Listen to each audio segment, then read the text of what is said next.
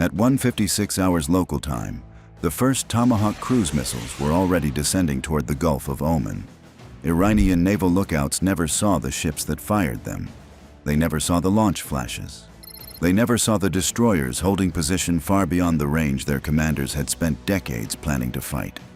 What they saw instead were impacts, violent, precise, and almost simultaneous. One missile slammed into a moored support vessel at Bandar Abbas. Another ripped into a pier-side warship before damage control crews could even react. Seconds later, more missiles followed, walking across berths, command buildings, fuel points, and decked vessels with mechanical precision. In less than 10 minutes, one of the most important concentrations of Iranian naval power in the region was already burning. And that still wasn't the main strike. For years, Iran built its maritime doctrine around a single assumption, that if war came with the United States, it would look something like a modernized version of Operation Praying Mantis. Fast attack boats would swarm. Anti-ship missiles would fire from shore. Small submarines would lurk in narrow waters.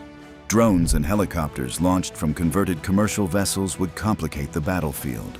The Strait of Hormuz would become a trap, and large American warships would be forced to fight inside a confined kill zone that favored Iran's asymmetric tactics. But that was a doctrine written for the last war. By the time the opening naval strikes began, American and Israeli planners had already mapped Iran's fleet posture in extraordinary detail.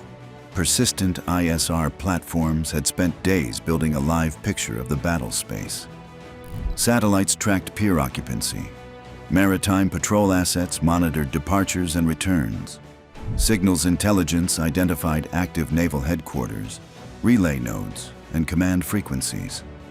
Reconnaissance drones loitered far enough away to remain difficult to engage while still feeding real-time targeting updates into the strike network. Iranian commanders thought they were preparing ambush geometry. In reality, they were being cataloged. The United States did not intend to sail into Iran's trap. It intended to destroy the trap before it could close. Hours before the first missiles hit, the non-kinetic phase of the operation was already underway. Naval communications were disrupted. Command links between fleet headquarters and forward units became erratic. Radar picture quality degraded. Electronic warfare assets flooded portions of the electromagnetic spectrum, complicating target tracking and confusing response cycles. At the same time, cyber and signals operations targeted the infrastructure that would have allowed Iran to coordinate a layered maritime defense across Bandar Abbas, Chabahar, Konarak, and the broader Gulf of Oman approach.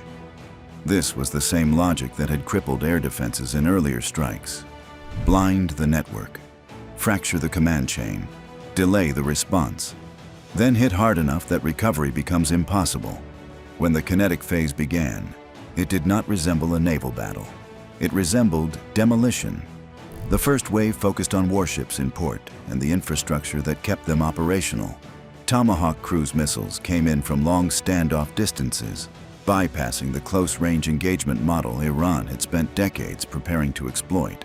Instead of Arleigh Burke-class destroyers pushing into missile envelopes and fast boat swarms, the U.S. used reach. It used surprise. It used precision. By the time Iranian commanders understood that this was not a ship-to-ship fight, several of their most valuable hulls were already hit. At Bandar Abbas, the Iris Makran, one of the largest and most unusual vessels in Iran's fleet, became a centerpiece target. Originally an oil tanker converted into a forward base ship, the Makran had been adapted to support helicopter operations and broader expeditionary utility. On paper, it gave Iran flexibility. In practice, it was a large, slow, highly visible platform sitting exactly where American planners expected it to be.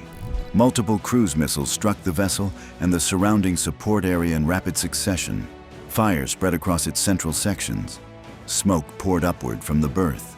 The deck became a maze of burning equipment, twisted metal, and shattered support systems.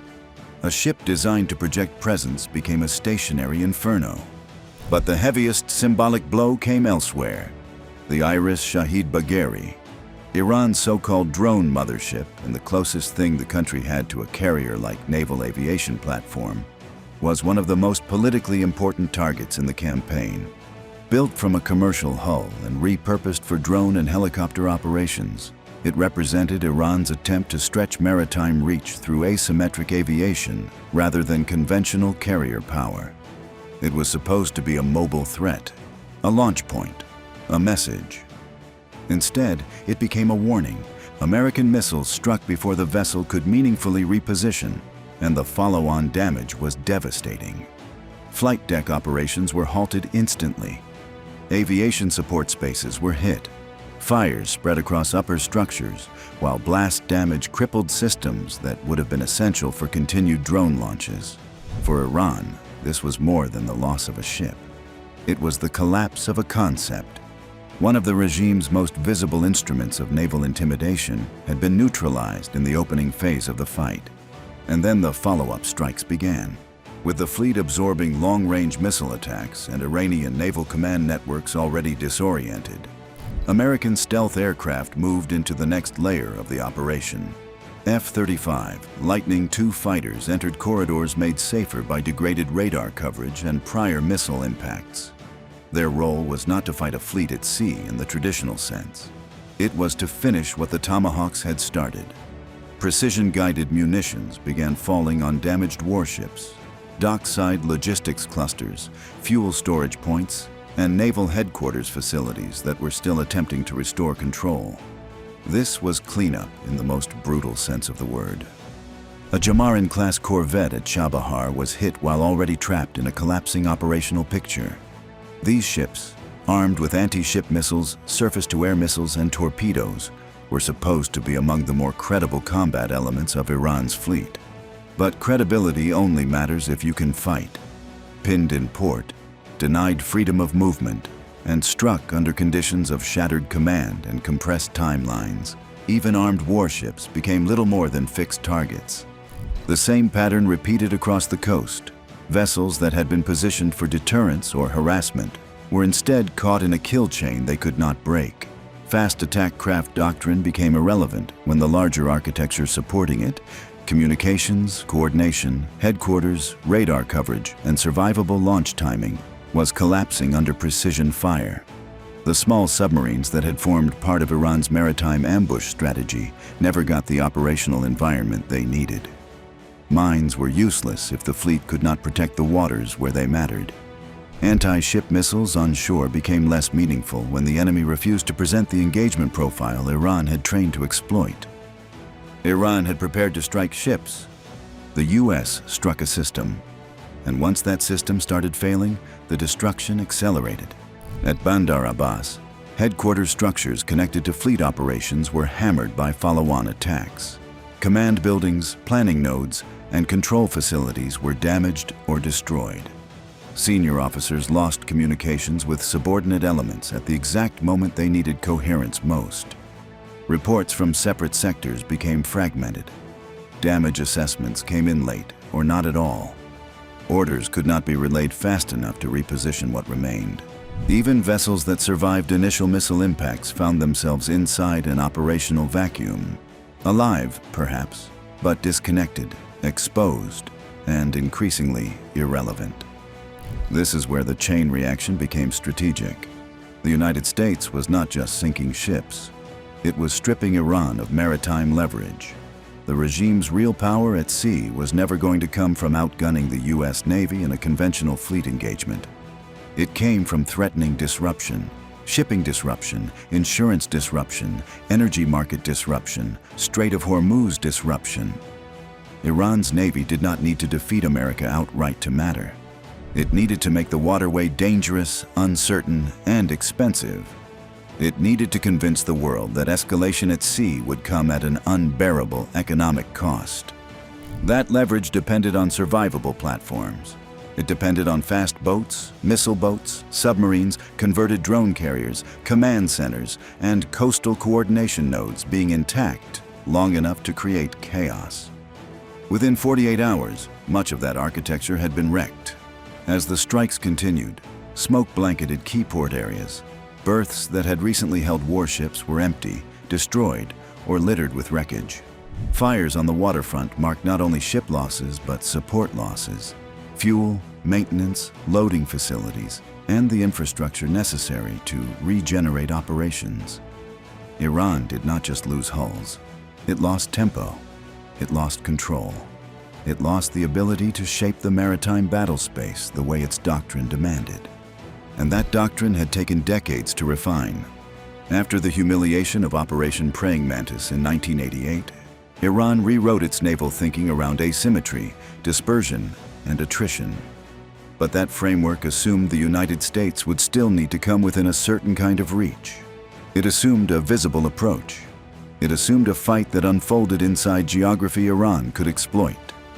In 2026, those assumptions collapsed under the weight of standoff weapons, persistent surveillance, stealth strike aviation, and integrated multi-domain planning. Iran was waiting for a close-quarters contest in constrained waters.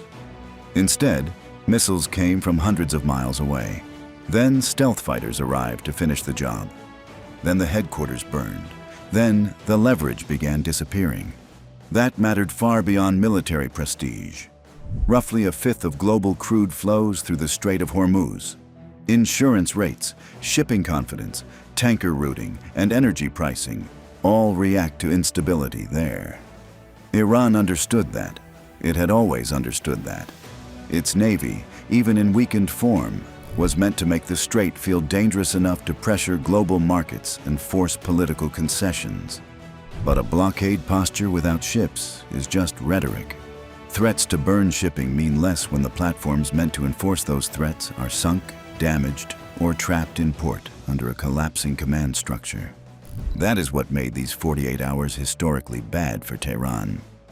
Not just the number of vessels lost, not just the symbolic humiliation of seeing major hulls burning, not just the destruction of a carrier-like drone ship, a forward base ship, corvettes, submarines, and fleet infrastructure. It was the destruction of the one maritime instrument Iran believed could impose asymmetric pain even against a stronger enemy. And the worst part for the regime was that it happened before its doctrine could even properly activate. No heroic swarm attack, no submarine ambush that changed the war, no decisive missile trap in the Strait of Hormuz. Just radar confusion, command paralysis, Tomahawk impacts, stealth follow-ups, secondary fires, burning piers, dead headquarters, and empty water where warships had been sitting 2 days earlier. By the end of the second day, the picture was brutal. The Gulf of Oman had been empty, no sign of Iranian naval. The converted mothership concept was broken. Fleet headquarters had been shattered. Key warships were burning, dead in the water, or gone altogether. Iran's maritime doctrine had not merely failed in combat. It had been bypassed. The explosions faded. The smoke remained. And by the time the second night closed over Bandar Abbas in the Gulf of Oman, Iran no longer had a navy capable of shaping the fight at sea.